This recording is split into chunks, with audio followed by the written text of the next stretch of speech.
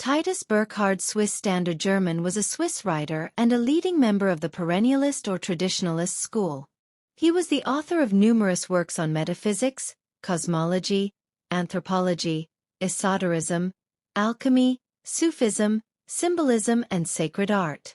Scion of a patrician family of Basel, Switzerland, Titus Burckhardt was the son of the sculptor Karl Burckhardt and the grandnephew of Jacob Burckhardt, an art historian and Renaissance specialist.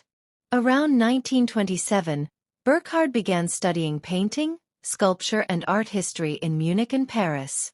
Drawn to a traditional lifestyle that the West could not offer him, he took advantage of a break in his studies to visit Morocco, where he dedicated himself to drawing and painting. He was captivated by this sojourn, which marked the beginning of his spiritual quest.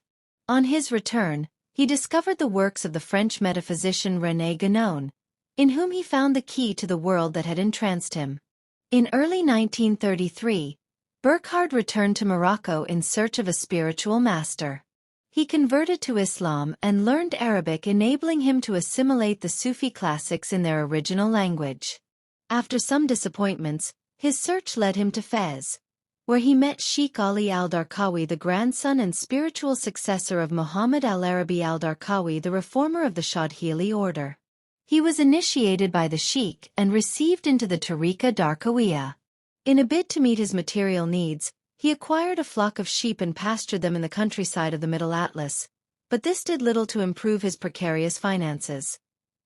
Parallel with this, he took up an apprenticeship in zellige tile-making with a master craftsman from Fez, who urged him to memorize the Alfiya of Ibn Malik, a didactic poem of 1,000 verses which sets out all the rules of Arabic grammar. Burckhardt remained ever grateful to him for this.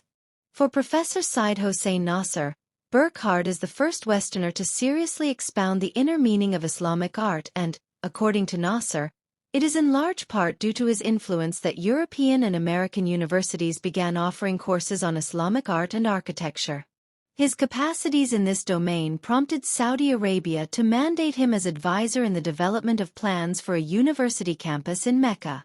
So it was that in 1978 and 1979, together with the Egyptian Right Livelihood Award laureate Hassan Fathi and Jean-Louis Michin, he oversaw the office of the American architects tasked with these plans, in order that the principles and spirit of traditional Muslim architecture be respected.